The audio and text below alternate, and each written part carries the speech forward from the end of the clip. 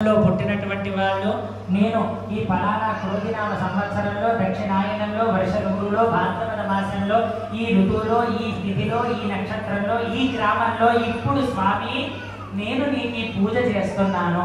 ఎందుకు నిమిత్తమై చేస్తున్నాను? ఏ కోరికల మేరకు చేస్తున్నాను?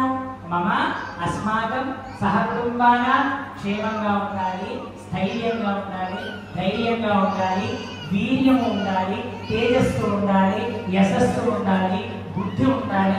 ఇవన్నీ మనం స్వామికి చెప్పుకుంటున్నాం కావాలి అని అడుగుతున్నాం స్వామిని. మనం అడగడంలో మొహమాట పడితే స్వామి ఇవ్వడంలో కూడా మొహమాడతాం. అవునా? మొహమాట పడతారా లేదా?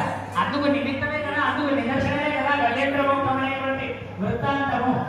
మళ్ళీ ఇప్పుడు దాన్ని చెప్తే పెద్ద కథగా అవుతుంది. కానీ స్వామికి ఆర్తితో ఆనాడు గజేంద్రుడు పిలిచితే ఎంత ఆర్తిగా పిలిచాడు, అంత ఆర్తిగా స్వామి మనకు ఏమి తీయాలి, ఏ కోరికలు లేవు. కామక్రోధ లోభము సరిగములు అనేటువంటి అరిషడ్వర్గములు నశిస్తే అన్ని కోరికలు నాకు తీరినట్టేటువంటి మొదటి కోరిక తీరుకొని ఆ తర్వాత స్వామిని వేడుకుందాం.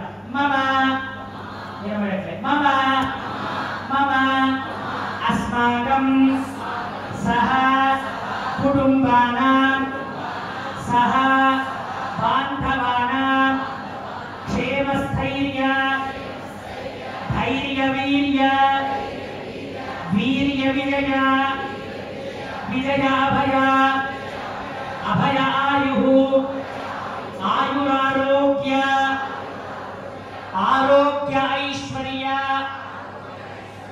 ఐశ్వర్యధన